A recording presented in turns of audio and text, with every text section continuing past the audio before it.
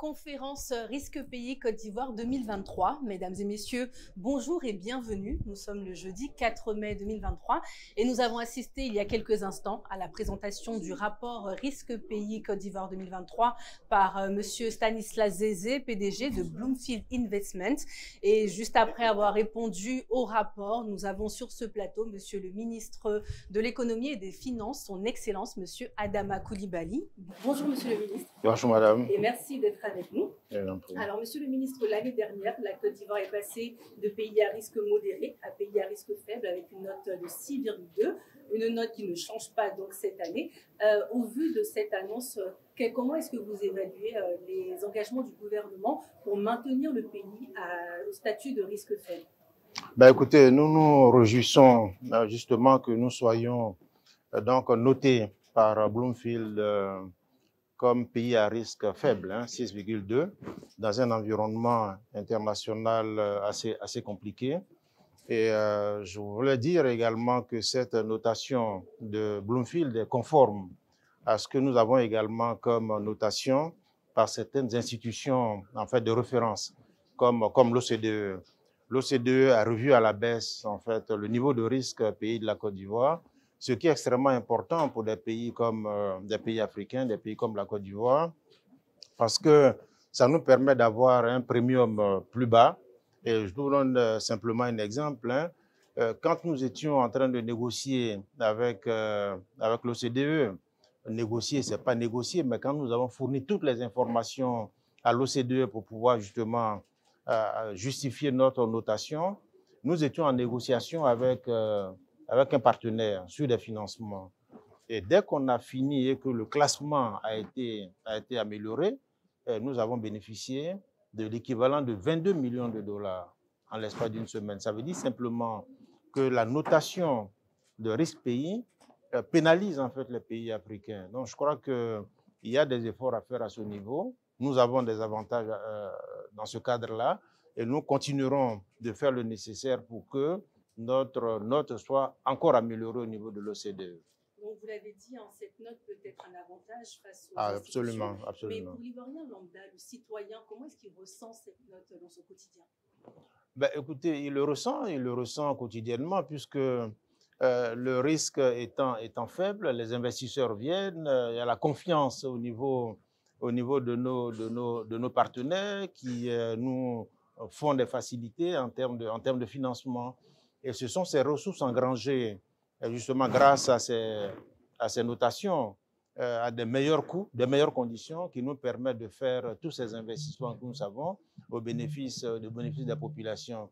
Mais c'est vrai que ce sont des sujets d'ordre technique, des questions d'initiés, mais in fine, disons, les populations ressentent ça à travers en fait, les infrastructures qui sont réalisées, les services sociaux qui sont améliorés quotidiennement, qui touchent leur quotidien. Et je dois vous dire simplement que sur le domaine de la santé, simplement, vous savez qu'aujourd'hui, 7 Ivoiriens sur 10 sont à moins de 5 km de distance d'un centre de santé. C'est-à-dire que les ressources qu'on a pu engranger, c'est ça qui a permis justement de réaliser ces infrastructures. Nous allons poursuivre pour faire en sorte que la quasi-totalité des Ivoiriens se retrouvent au cours des prochaines années à moins de 5 km d'un centre de santé.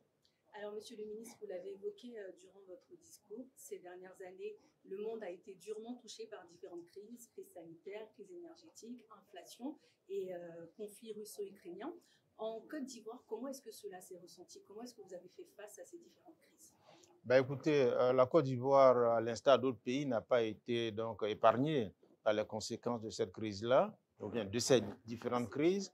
Mais vous savez également les mesures qui ont été prises au niveau de la Côte d'Ivoire. Le rapport en a mentionné pratiquement l'essentiel.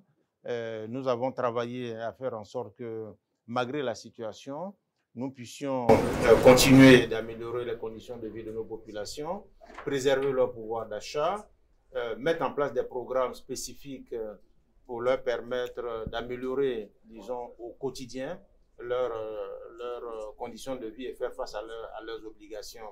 Je pense simplement que les programmes qui ont été mis en place nous ont permis effectivement de donner une réponse assez efficace en fait aux défis auxquels on a été confrontés. Vous savez qu'en 2020, lorsque la crise de la Covid est parvenue, vous avez vu également comment nous avons réagi. Des programmes ont été mis en place, les opérateurs économiques ont été accompagnés, les populations ont été assistées, puisqu'on avait mis en place un fonds spécial de solidarité pour permettre à ceux de nos compatriotes qui sont les moins nantis, qui puissent pouvoir quand même avoir un impact moins grand en fait de cette crise de la Covid.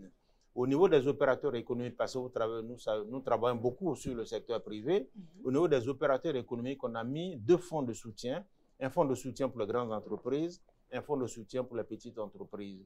C'est tout ça qui a permis d'avoir un taux de croissance positif en 2020, là où au niveau mondial, il y avait une récession.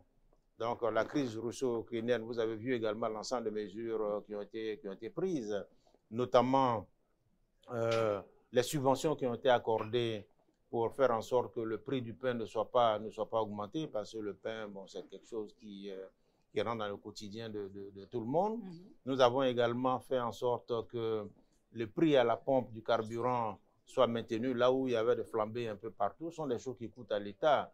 Et vous avez vu également que des mesures fortes ont été prises en termes de revalorisation des indemnités de logement, transport pour les fonctionnaires. On a revalorisé également les allocations familiales. Et le président de la République a bien voulu accorder aux fonctionnaires l'équivalent d'un 13e mois, et ça c'est exceptionnel. Ce sont autant de choses qui ont été appréciées par les populations. Toutes ces mesures qui ont été prises du coup pour stabiliser les prix, est-ce que vous pouvez garantir qu'elles vont être maintenues dans les mois à venir, sachant qu'on ne sait même pas quelle sera l'issue du conflit Bien sûr, les engagements ont été pris, sont en train d'être exécutés.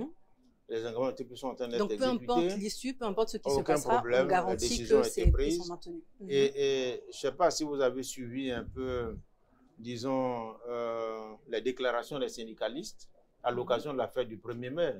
Unanimement, ils ont tous reconnu que c'est exceptionnel tout ce qu'ils ont obtenu en fait au niveau de la Côte d'Ivoire, avec toutes les facilités qui leur ont été faites. Généralement, vous savez, les syndicalistes, ils sont dans une position de revendication, mais là, tous unanimement ont reconnu que le gouvernement a fait des efforts importants sur les orientations de son essence, Monsieur le Président de la République, M. Alassane Ouattara. Alors, Monsieur le Ministre, nous sommes à quelques mois des élections régionales et municipales. Vous avez garanti durant votre discours que les investisseurs n'ont rien à craindre, malgré le passé assez douloureux de la Côte d'Ivoire en matière d'élections.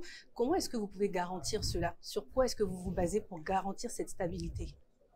Ben, écoutez, il n'y a aucune raison aujourd'hui qu'il y ait des problèmes. Je crois que vous voyez, nous sommes dans un environnement apaisé.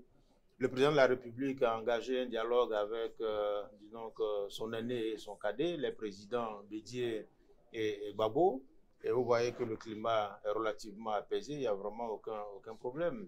Et puis le passé douloureux auquel vous faites allusion, je ne pense pas que les Ivoiriens soient dans une logique de retourner en fait avec ce passé douloureux. Je pense que tout le monde a tourné la page et qu'au jour d'aujourd'hui, tout le monde voit les fruits qu'on peut tirer en fait d'une situation de paix.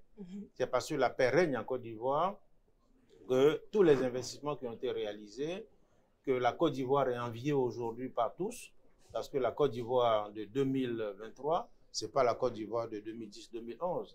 Ça se voit, la transformation se voit au jour le jour. Donc tout le monde le constate. Et ça, je vous dis, c'est le fruit de la paix.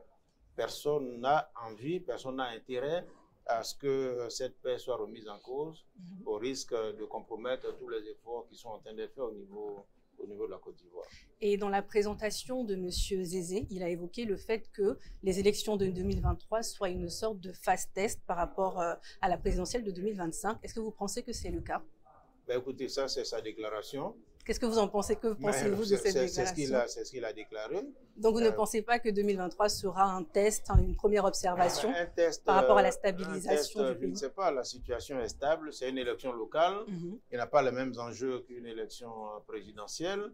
Bon, c'est des élections locales, les gens sont élus en fonction justement de leur capacité à être proche des populations, Mhm. à pouvoir être des acteurs de développement au niveau local. Les enjeux ne sont pas les mêmes.